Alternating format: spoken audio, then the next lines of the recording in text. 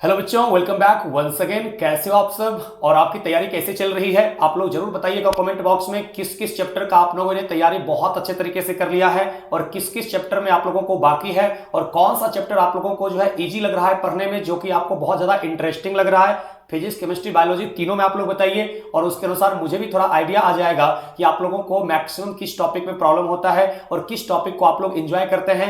Physics, chemistry, biology में आप लोग जरूर कमेंट करके बताइएगा। और बहुत सारे बच्चों के मैं सुन रहा हूं, बच्चे का कमेंट भी आ रहा है और बहुत सारे बच्चे का पर्सनल मैसेज आ रहा है इंस्टाग्राम वगैरह पे कि सर बहुत डिप्रेशन से मैं गुजर रही हूँ या फिर बहुत दिक्कत हो रहा है, पढ़ाई नहीं हो पा रहा है, बहुत टेंशन होता है। बच्चों, टेंशन की बात नहीं है, टेंशन की बात है ही नहीं। एंजॉय करो टेस्ट को ना, बिल्कुल डिप्रेशन में नहीं जाना है, बिल्कुल टेंशन में नहीं जाना है। सबसे पहले आप लोगों को मॉर्निंग की जो स्टार्ट करना है, ध्यान रखिएगा, एकाएक मॉर्निंग में उठ करके पढ़ना स्टार्ट मत करिए। क्लास आपका अगर हो गया है फिनिश्ड, आपको क्लास अब करने जाना नहीं है, तो आप लोग उठिए, फ्रेश होइए, थोड़ा बहुत आप लोग मॉर्निंग वॉक लीजिए, हो सके तो आधा घंटा अपने बॉडी पे दीजिए, एक्सरसाइज करिए, खेलिए, थोड़ा सा जो है अपने आप को पहले स्टार्टअप लीजिए अच्छे से। आप अपनी बॉडी को स्टार्ट होने दीजिए अच्छे तरीके से।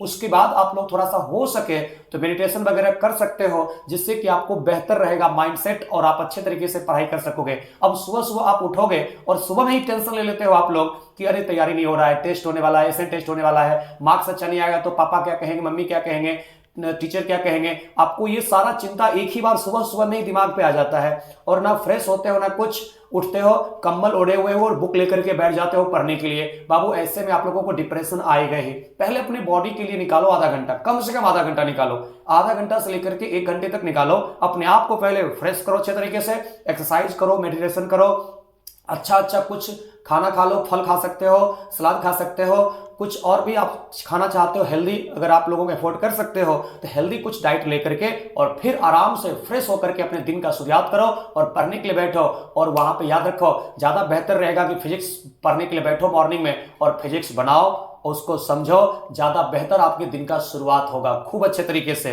ज्यादा दिक्कत नहीं होता है फिजिक्स का, आप लोग कहते हो बहुत ज्यादा दिक्कत हो रहा है, सब दिक्कत हो रहा है, बाबू शुरुआत तो करो। नहीं आपसे अगर बनता है तो सॉल्यूशन देख देख करके सॉल्व करो, जो आपको क्लासरूम में सर बताए होंगे उसको देख देख करके सॉल्व करो आप लोग, या फिर जो आप लोगों के पास फिंगर टिप्स वगैरह होगा, कुछ आप लोगों को दिया होगा और भी सॉल्यूशन वाला जो बुक होता है उसको देख देख करके आप लोग सॉल्व करिए। या फिर उससे भी नहीं हो पाता है तो आप अपने डाउट सेक्शन में टीचर से जाकर के मिलिए और क्वेश्चन को सिलेक्ट कर लीजिए, उतना क्वेश्चन को प्रैक्टिस करिए।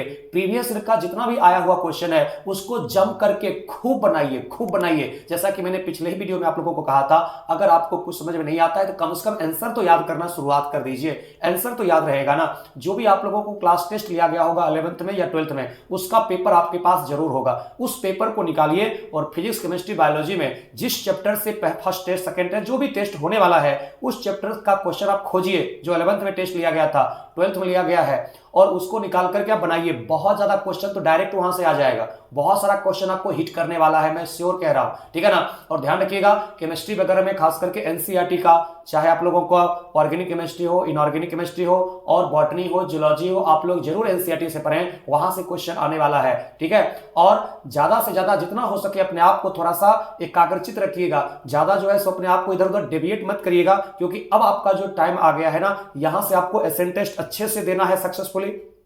उसके बाद सब्जेक्टिव की तैयारी कैसे करनी है वो भी बता रहा हूं। देखो, सब्जेक्टिव की तैयारी के लिए आप लोगों को जो भी चैप्टर का आ रहा है तो आप लोगों को अच्छे तरीके से उसको एनसीईआरटी का जितना भी क्वेश्चन है, चाहे इन टेक्स्ट क्वेश्चन है, एक्सरसाइज है, एग्जाम्पल है, उसको आप खूब अच्छे तरीके से सॉल्व करिए, क्वेश्चन वहीं से आएगा। पिछले साल का भी मुझे याद है एसेंट टेस्ट में पूछा जा रहा था कि सेट-जेप्स रूल क्या होता है और सेट-जेप्स रूल का एग्जांपल दीजिए, वहां पे कहां पे सेट-जेप्स रूल अप्लाई होता है, ये सब आप लोगों को क्लास में पढ़ाया गया होगा। उसके बाद पूछा था ऊर्ज रिएक्शन क्या होता है, ऊर्ज फेटिक रिएक्शन क्या होता है, इसी के बारे में लिखना होता है। और कुछ कुछ रिएक्शन देता है, वो सारा रिएक्शन डायरेक्ट एनसीईआरटी का जो इन टेक्स्ट क्वेश्चन है, एक्सरसाइज है, वहीं से पिक करके देता है। तो सब्जेक्टिव की तैयारी करने के लिए मैं आपको सिर्फ इतना कहना चाहूंगा कि आप एनसीईआरटी के जितने क्वेश्चन है उसको बनाइए, और उसको बनाने से पहले आप लोग क्लास नोट्स जो आप लोगों को टीचर ने पढ़ाया है उसको अच्छे तरीके से पढ़िए। और खास करके ध्यान रखिएगा, आप जब हेलो एल्केन हेलो एरीन का प्रिपरेशन करेंगे तो halo alkane hello arene chapter में आप लोगों को SN1 SN2 रिएक्शन से भी पूछा जाएगा, ध्यान रखिएगा,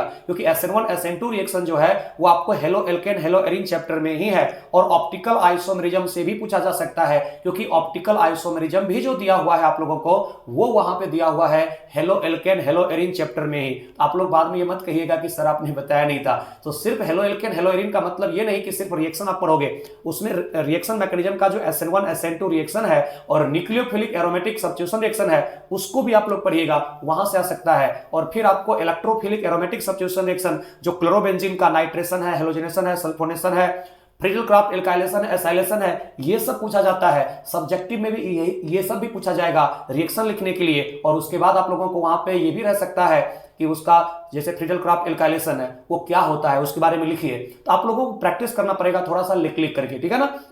और इसी तरीके से अगर आप बायोलॉजी की बात करें तो बायोलॉजी में भी आप लोग कोशिश करेंगे कि जो एनसीईआरटी में आपको क्वेश्चन दिए हुए हैं उसको सॉल्व करिए। और उसमें ज्यादातर क्वेश्चन जो आपको है ना वो आप क्लास नोट्स को अच्छे तरीके से पढ़ते हैं तो वहां से बन जाएंगे। और फिजिक्स में तो समझ सकते हो कुछ कुछ थ्योरेटिकल रहेगा, ज्यादातर आप लोगों को न्यूमेरिकल रहेगा। तो बच्चों सबसे पहले मैं कहूंगा अपने आप को अच्छे तरीके से फ्रेश रखिए, डिप्रेशन में मत जाइए और खूब अच्छे तरीके से हो सके अगर आपके पास हेल्दी अच्छा माहौल है हॉस्टल में और आप अच्छे जगह रह रहे हैं जहां पे कि आपको फ्रेंड सर्कल अच्छा है, तो दोस्तों के साथ मिल करके ना पढ़ने के बाद कम से कम दोपहर में या शाम में बैठ करके कम से कम आधा घंटा आप लोग डिस्कशन करिए, हेल्दी डिस्कशन करिए। फालतू का डिस्कशन मत करिएगा कि ये वो फालतू दुनिया का बात मत करिएगा, पढ़ने की बात कि तुमने क्या पढ़ा आज, हमने क्या पढ़ा, और दोनों एक दूसरे को बताइए, डिस्कस करिए। और ध्यान रखिएगा केमिकल बॉन्डिंग आपको बहुत इंपॉर्टेंट चैप्टर है, उससे तो खूब क्वेश्चन भर भर के आने वाला है। जनरल ऑर्गेनिक केमिस्ट्री में भी आप लोगों को खूब क्वेश्चन आने वाला है, खास करके नोमेनक्लेचर से आ सकता है, हाइब्रिडेशन से आ सकता है, रेजोनेंस से आ सकता है, एरोमेटिसिटी से आ सकता है। यहाँ पे ये पूरा का पूरा आप लोगों को अच्छे तरीके से तैयार करके रखना है, ठीक है ना।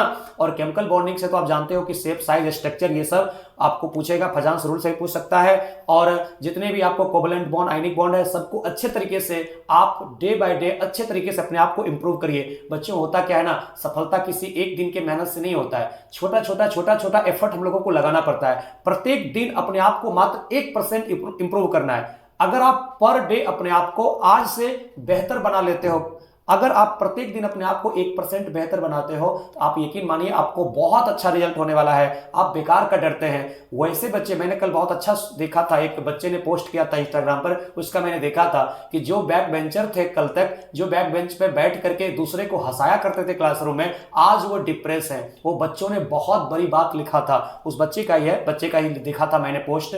उन्होंने लिखा था बहुत अच्छे तरीके से कि जो बैक बेंचर कल तक पीछे बैठ करके दूसरे पूरे क्लासरूम को हंसाया करते थे, आज वो एग्जाम के टेंशन में डिप्रेशन में है। बच्चों सुनो, एक तरह से वो बहुत बड़ा मैसेज भी दे रहा है बच्चा और आप लोगों को कमेंट भी कर रहा है, क्योंकि आप लोगों ने बहुत टाइम अगर पास किया क्लासरूम में, थोड़ा सीरियसली ध्यान नहीं दिया, मॉड्यूल को सॉल्व नहीं किया और आप प्रीवियस क्वेश्चन को सॉल्व नहीं किया, टीचर के नोट्स को अच्छे तरीके से बनाया नहीं, शॉर्ट नोट्स अगर नहीं बनाया तो आपको अभी डिप्रेशन थोड़ा बहुत तो होगा, क्योंकि एकाएक आपको लगता होगा इतना पढ़ना है कैसे होगा। लेकिन जो बच्चे स्टार्टिंग से पढ़ते आ रहे हैं उनसे जाके बात करिए, उनको भी थोड़ा बहुत हो रहा होगा टेंशन, ऐसा नहीं कि टेंशन नहीं होगा, लेकिन उस लेवल का नहीं हो रहा, वो कंफर्टेबल होंगे क्योंकि मैक्सिमम बात उनको आता है। अब थोड़ा बहुत रिवीजन करेंगे हो जाएगा, लेकिन आपको डरने की जरूरत नहीं है। आपको जैसा कि मैंने बताया, अगर आपको नहीं है तैयारी, कुछ नहीं है, तो मैंने आपको बताया था पिछले वीडियो में, आप लोगों को खूब अच्छे तरीके से एक एक क्वेश्चन को बनाइए, नहीं समझ में आता है उसका आंसर रटते जाइए। इसका ये होता है, इसका ये होता है, थोड़ा सा दिमाग लगाइए और उसको रटते जाइए। क्या स्ट्रक्चर है, क्या शेप है, क्या वहां पर रेजोनेंस एनर्जी है, क्या इसका हाइब्रिडेशन है, सबको रटिए। एक दिन में कम से कम 100, 200, 300 क्वेश्चन का आंसर आप रटो ना भाई। आप अगर क्वेश्चन रट करके मान लो कि पर डे 100 से 200 क्वेश्चन का आंसर सिर्फ आप रटने लगते हो ना, आपके पास नॉलेज बढ़ेगा। और नॉलेज जैसे ही बढ़ागा ना, आपको फिर दिमाग अपने आप काम करेगा एनालिसिस करने का कि ये क्यों होता है, कैसे होता है, सोचने के लिए मजबूर करेगा। लेकिन पहले पढ़ने का आदत तो लगाओ। अगर आप लेट तक सोते हो, 8 बजे 9 बजे तक बहुत सारे बच्चे सोते ही रह जाते हैं, अरे ये बहुत ज्यादा बेशकीमती समय है, उसको आप सो करके बर्बाद कर रहे हो। तो आप सबसे पहले सुबह में जल्दी उठिए, अपने बॉडी पे टाइम लगाइए और डिप्रेशन मत जाइए। मैं आपके साथ हूं, मैं आपके साथ हूं। कोई समस्या होता है तो आप शेयर करिए, मैं उस समस्या को आपको सॉल्व करने का तरीका बताऊंगा। आपको बिल्कुल कुछ नहीं आ रहा है, आपको एक ही तरीका है, आप देख देख करके सॉल्यूशन को, जो फिजिक्स का केमिस्ट्री का सॉल्यूशन किया हुआ है, आंसर आपको दिया हुआ है, उसको देख देख के लिख लिख के पढ़िए, खूब प्रैक्टिस करिए और बाद में आंसर को याद करते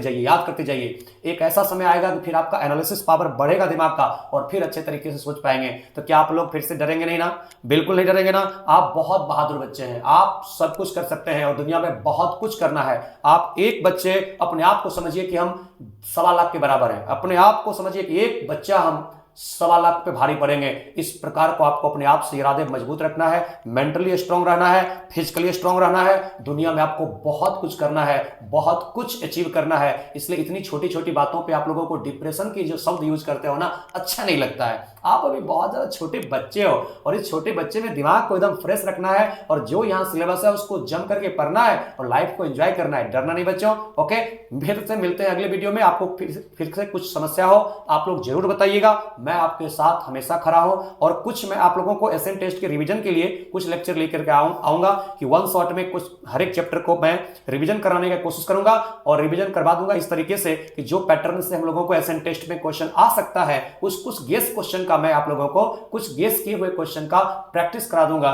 उसका भी आप लोग थोड़ा इंतजार करिए, जल्दी कोशिश करूंगा कि आप लोगों को गेस क्वेश्चन का प्रैक्टिस करा दूंगा जो कि सिमिलर एसएन टेस्ट से मिलता जुलता हो सकता है। ओके, थैंक यू बच्चों, स्वस्थ रहिए, प्रसन्न रहिए, मुस्कुराते रहिए और खूब मन लगा करके पढ़िए, बिल्कुल टेंशन मत लीजिए। Okay, thank you everyone. Jai Hind, Jai Bharat, Vande Mataram.